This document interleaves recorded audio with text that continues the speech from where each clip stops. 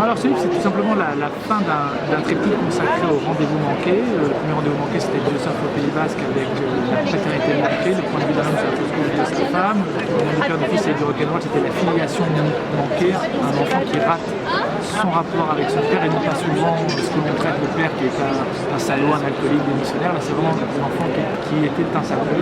Et ici, c'est le rendez-vous manqué par excellence, c'est l'amour manqué, l'amour que l'on rate. On a tous un amour manqué, généralement, qu'on a pu vivre entre 13 et 18 ans, c'est les amours adolescentes.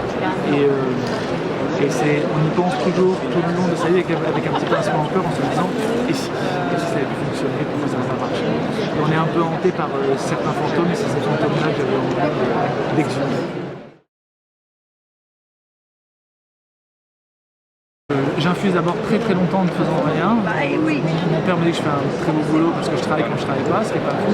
J'infuse, je rêve au livre et je prends des notes très très longtemps. Et je fais un plan très très précis. Et je sais en tout cas que le livre, à défaut d'être réussi, n'est pas raté quand, en écrivant et en suivant le plan, il y a un moment où je prends une route qui n'est pas prévue parce qu'il faut prendre cette route-là, mais ça arrive quand même à la fin qu'il y ait le téléphone. Il faut qu'il y ait quelque chose d'étrange qui se passe, un peu comme si les personnages prenaient le pouvoir et faisaient autre chose que ce que moi j'ai prévu, parce qu'en fait, tels qu'ils sont, ils doivent faire autre chose que ce que j'ai prévu, mais l'histoire se termine quand même. Mais je commence jamais trop tôt. Il m'est arrivé plus jeune de commencer des livres juste avec l'idée et il y en a qui se sont interrompus au bout de 20 pages, on se rend compte que l'idée était juste bonne comme ça sur le papier, mais qu'elle tenait pas la route pour faire un roman.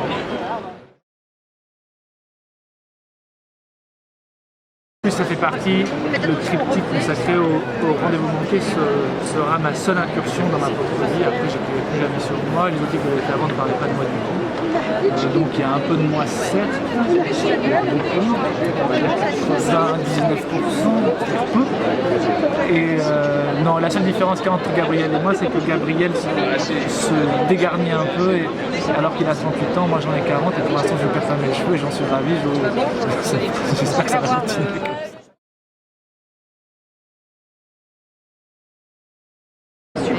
C'est pas tant pour ne pas m'ennuyer que j'ai surtout envie d'aller là où j'ai envie d'aller. Je ne m'interdis rien, je vais avoir le droit de pouvoir être une prostituée au XVIe siècle à Venise si j'en ai envie, de pouvoir partir sur Mars un jour peut-être, que sais-je. Mais même si les univers changent ou les époques changent, il y a des thèmes qui sont récurrents. Moi je passe mon temps en fait à vouloir débaillonner certains silences. Un hiver avec Baudelaire par exemple, c'est libérer la parole des SDF qu'on va pas voir et qu'on ne peut pas entendre. Mirabeau est un personnage que l'on a oublié et dont la parole a été étouffée à travers l'histoire.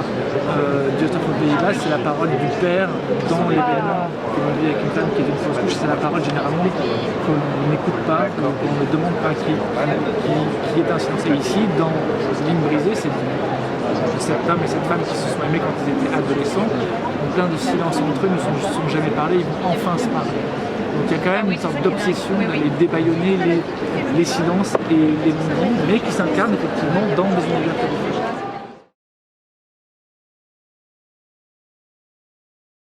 J'ai l'impression en tout cas qu'il n'est pas détesté. Je ne sais pas s'il est bien accueilli, mais en tout cas j'ai pas l'impression qu'il soit mal accueilli. Mais vous savez, c'est très compliqué, on ne peut jamais savoir comment ça va évoluer, c'est quand même encore un peu frais. Les livres, Dieu merci, ont une date de péremption moins rapide que les films. Les films, le premier jour, on sait si c'est mort. À la séance de 10h au hall, on sait par rapport au nombre de spectateurs si le film va être un fou ou un succès ou un truc en militant. Les livres, on ne peut pas savoir. Au moins, ça va. L'espoir reste toujours permis. Sur une histoire d'amour, être en vie dans un prix de Françoise Sagan qui a cette plume un peu teintée, mélancolique, très très rapide. Ça fait toujours plaisir d'être sélectionné quelque part. Après, il y a déjà 2 écrivains femmes que j'adore et qui sont bien meilleures que moi, donc j'ai aucun espoir de la voir. Delphine Berthelon et Cécile Coulon. Mais c'est pas grave, je suis bien entre ces 2 belles jeunes filles et belles écrivains, je veux bien rester entouré d'elles pour l'instant.